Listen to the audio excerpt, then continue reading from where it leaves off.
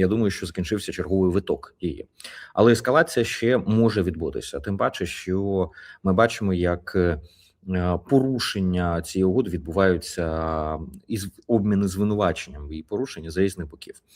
А результат, який би задовільняв би всі сторони або задовільняв би когось, бодай в цій війні, так і не досягнуто. Сполучені Штати стратегічно направду програли, при тому, що тактично вони мають цілу низку зисків, бо стратегічний виграш – це досягнення тих цілей, які лежали в основі цієї операції, і отримання кращої ситуації по результатам її завершення. Ситуація, яку зараз мають, вона нічим не краща для Штатів, а цілі, які були першочергові, жодна з них не досягнута. Як би не казали, що змінився режим в Ірані, ну, ми ж розуміємо, що змінилася просто ціла низка прізвищ, але не змінився режим, і причому ці прізвища сам режим і змінював одне на інше. Армурська протока, те, що вона зараз недорозблокована, так вона була повністю розблокована до того, і до того вона сприймалася як міжнародний торгівельний коридор, нейтральні води, і ніхто нікому нічого не платив. Тепер Іран навпаки взяв її під контроль і продемонстрував, що він здатен контролювати Ормузьку затоку і запустив операцію «Калітка», коли за пропливання тепер необхідно за проходження Ормузької протоки платити Ірану. Тож і тут гірше. Так можна по всім параметрам пройтись. По Ізраїлю... Це скоріш не «Калітка», це скоріш шлагбаум. Тому в мене питання, чи не консультує зараз пан Міндіч Іран в цьому питанні. Ну, бо саме так відбувалося в Україні. Я думаю, що в такому випадку він не зміг би знаходитись там, де він знаходиться, якби консультував Іран. Місце сидіння все ж таки в даному випадку точно визначає тих, кого він може консультувати. Але повертаючись до ситуації на Близькому Сході, це ситуативне перемир'я, яке може протривати як тижні, так може протривати і навіть роки, в принципі. Ну, можливо, там місяці, я не думаю, що направду роки, але точно буде матч-реванш. Матч-реванш, який запуститься згодом. Ключові сторони, які програли, це країни Перської затоки. В їх випадку лише одні негативи і мінуси, як від процесу війни, так і від процесу зараз припинення війни, в тому вигляді, в якому це відбувається. Вони не виходять навіть в точку 0, яку мали до цієї воєнної операції. Тож ризики від такого нестійкого перемир'я на Близькому Сході, вони залишаються, всі ті відомі і по ціні на нафту, і по деградації логістики світової, і геополітичні виклики, зокрема, це як важіль тиску всередині західної коаліції, скажімо, трансатлантичну єдність це розвалює, так і зиски, які маємо, зокрема, ми, як Україна, від того, що посилюємо співпрацю з країнами регіону, геополітична роль зростає, демонстрація того, що Росія відіграє свою деструктивну роль і там в регіоні, і таким чином вони вже сваряться із арабським світом, росіяни вимушені це робити. І в Європі низка суб'єктів значно краще розуміє глобальну природу Росії, те, що Росія, хоча і серйозно ослаблена, але тим не менш вони все одно мають амбіції грати далеко і ширше, ніж за рамками російсько-української війни. А раз вони в Близькому Сході намагаються грати, то відповідно і Балтика, і все інше також під загрозою.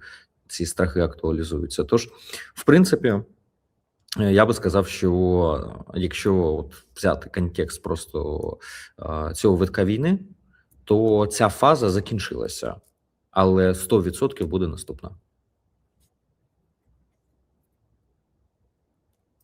Бориславе? Дивись, вибач, будь ласка. Скажи мені, будь ласка, при всьому цьому у Трампа є геніальна ідея. Він хоче зробити консорціум, заробляти гроші разом з Іраном на проході нафтових танкерів через Ормуз. Питання в тому, що ідея може цікава для Трампа, для Оману, і, до речі, так скоріше і буде, що буде Оман, за якими стоять американці. Але ж там є один момент. Це не буде спокійно спостерігати Туреччина. Вона почне теж брати гроші за прохід. Це призведе до збільшення ціни на паливо.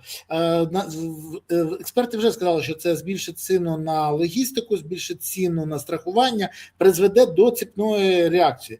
Скажи мені, будь ласка, це ідея з ремонтом провалу від Остапа Бендера, або це дійсно ідея, яку будуть намагатися реалізувати, і які наслідки можуть бути? Бо тут ще є Китай, який найбільше зацікавлений, тому що 70% човнів, які проходять це їх. Ну от з приводу там Босфора я не сильно переймаюсь, тому що є конвенція Монтрьо, і точно не будуть цього робити. А от з приводу Китаю це дуже і дуже актуальне питання, тому що реально 70% це логістика, яка відбувається з або до Китаю, пов'язана з Китаєм. І Армузька протока це якраз пляшкове горлишко таке для частини світової торгівлі, зокрема міжрегіональної, ну перш за все по паливу. Тому ясно, що для Китаю така ситуація була би мало цікавою. Але чи не буде розіграно це як Аман Сполучені Штати, Іран Китай? Тобто розіграш цього як домовленості менших регіональних гравців, за спиною яких стоять глобальні гравці.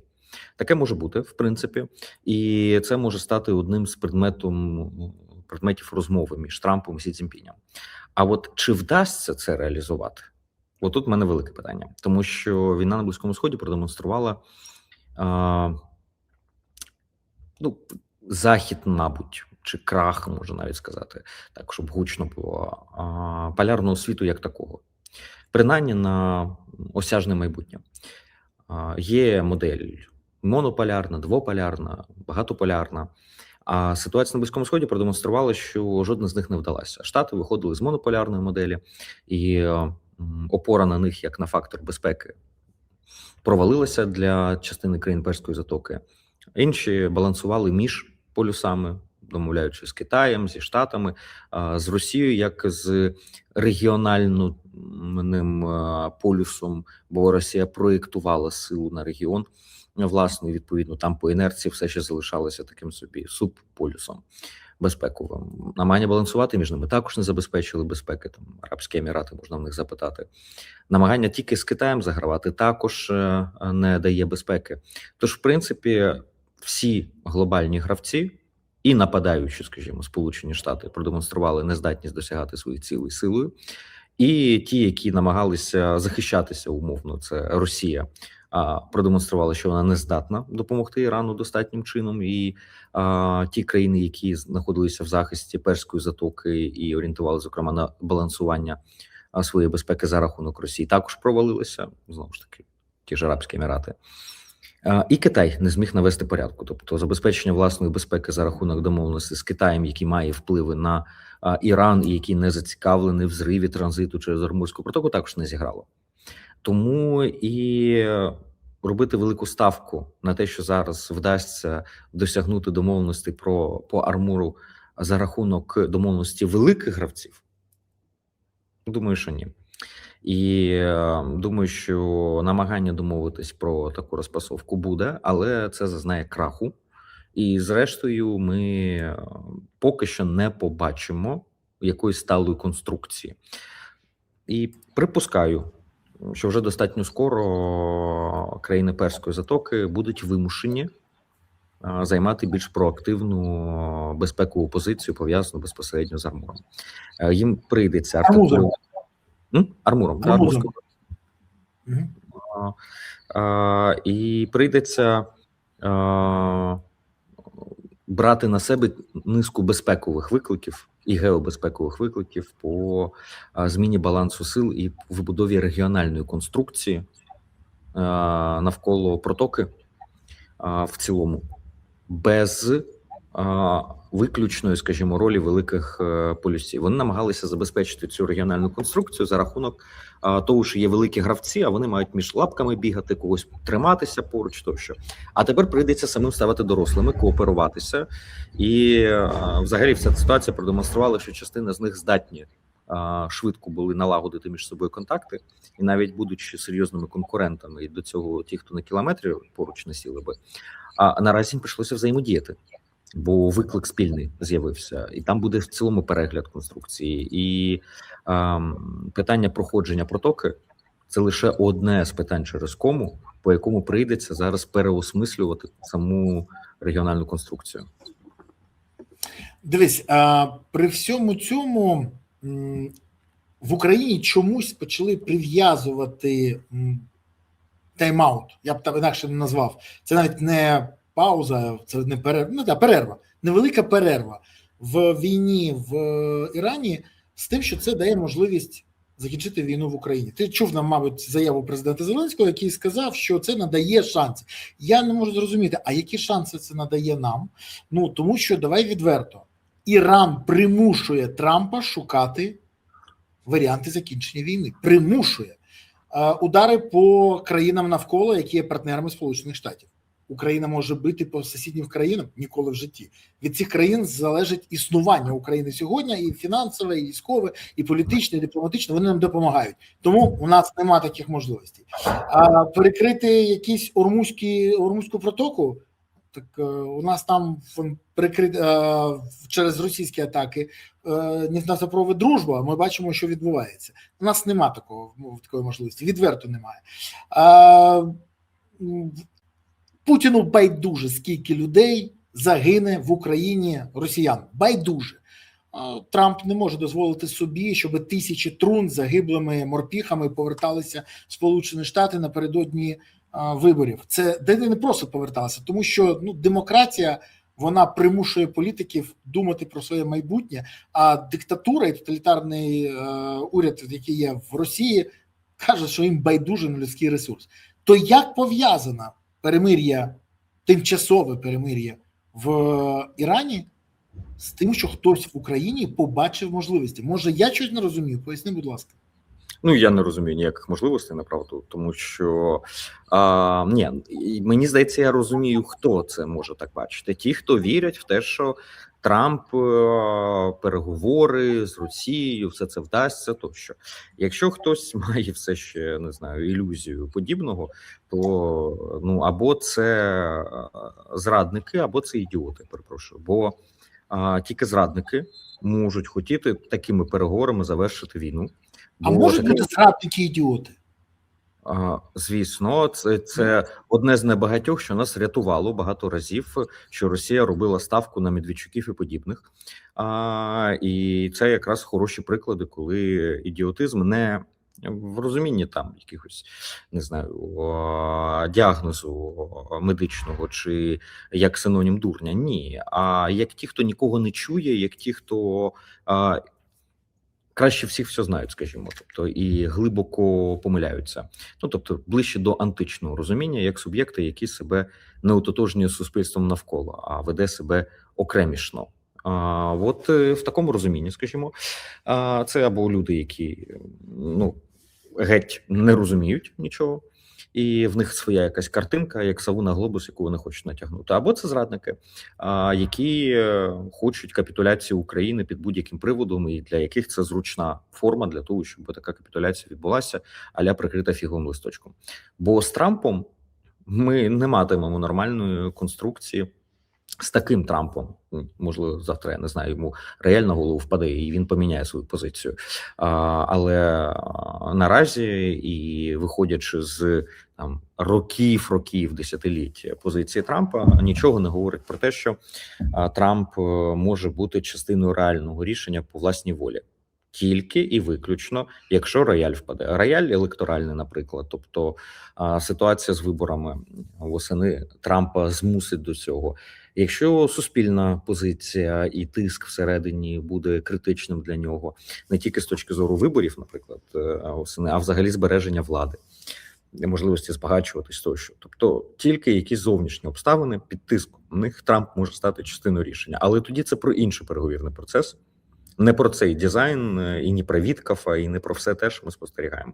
Тому, як на мене, навпаки, поки Трамп займався Близьким Сходом, ми не мали оцих дурних імітаційних переговорів, переговірного процесу, які нам нав'язуються і в якому ми просто гаємо час. Зрозуміло, що ми маємо відбувати номер там, ми маємо демонструвати неконструктивність Росії, нашу конструктивність, все це відбуття номеру. Але ми ж самі не маємо вірити в те, що це все по-серйозному, а не понарошку. От якщо хтось вірить, що це по-серйозному, вони, можливо, і чекають, що Трамп зараз на Близькому Сході, а тепер він візьметься тут. Да нічого, там Ірану Росія допомагала бомбити американців, Ірану Росія допомагає з розвідкою, Ірану Росія допомагає з усім буквально, Але тим не менш, Трамп все одно любить Росію. І, до речі, не приймає до уваги факти, які надають з приводу доказів того, що росіяни допомагали Ірану. В Ізраїлі вийшли величезні статті з цього приводу, і в Ізраїлі це обговорюється. Сполучених Штатів Трамп не приймає взагалі це до уваги. Так, і ми ж це давно знаємо і добре знаємо, як він любить свою сову на глобус натягувати. В нього своє уявлення про Росію, в нього бажання відірвати Росію від Китаю, бажання домовитися. Да, великі гроші. Да, мені здається, що там просто в нього вже, як ті страуси у Януковича, в нього тих сов, він їх натягує, вона репається, він нову бере. Бо це частина його природи, назвемо так. Ну, тобто, він, тут треба розуміти, він не повний дурень, він просто є... Він не дурень 100%, давай чесно казати. Він цинічний, прагматичний нарцис. Все. Абсолютно. Причому з дуже специфічним ідеологічно індоктринованим уявленням про світ. Він є ультрареалістом, ну, тобто business as usual, абсолютно. І в нього підходи не ліберально-демократичні, не консервативні навіть, а взагалі не демократичні. У нього підходи ультрареалістичні. Не працює, викинули, а працює, використовуємо. Він все інструменталізує. НАТО має нам не допомагає, значить будемо погрожувати вийти. Не вийдемо, але будемо погрожувати. Погрожувати, щоб залякати, щоб добитися свого. Байдуже, що буде завтра. Абсолютно в моменті. І це... І підхід має свою здорову частину, і є ціла низка навіть там вчених, мислителів тощо, які концептуалізували і концептуалізують реалізм як підхід до політики з запереченням домінування та виключно цінностей, а при цьому ставлені на перший ряд інтересів, говорять про те, що цінності дуже добра річ, але тільки після того, як вони співпадають з інтересами. Якщо вони дисонують, то скоріше будуть обрати інтереси. Ну, тобто, у цього є своя здорова сторона, є ціла школа реалізму в геополітиці. Але Трамп – це мікс цього з популізмом, консервативними уявленнями про світ. І в результаті ми маємо такий от вироджений мікс. Ще гірший – це Венс. Це все те саме, тільки ще і квазірелігійно індоктриноване, з таким містичним, майже магічним мисленням, з вірою в всякі конспірології, і значно цинічнішим підходом до жонглювання всім. Трамп має якісь свої слабозбагненні ідеали, а Венс абсолютно цинічна постать. Тому ті, хто говорять, а коли там буде імпічмент Трампу, подивіться, яка альтернатива. І зрозумійте, що зараз значна частина республіканців так само дивляться на Трампа і кажуть, імпічмент би, а потім дивляться на Венса і такі, та ні, ну може хай цей ще посидить, бо якось з тим взагалі страшно може бути. Бо той якраз буде будувати реваншистський режим. Цей знищує все, цей хаотизує, він трікстер. А от Венс, він буде дуже цинічно складати свій американський рейх, не інакше.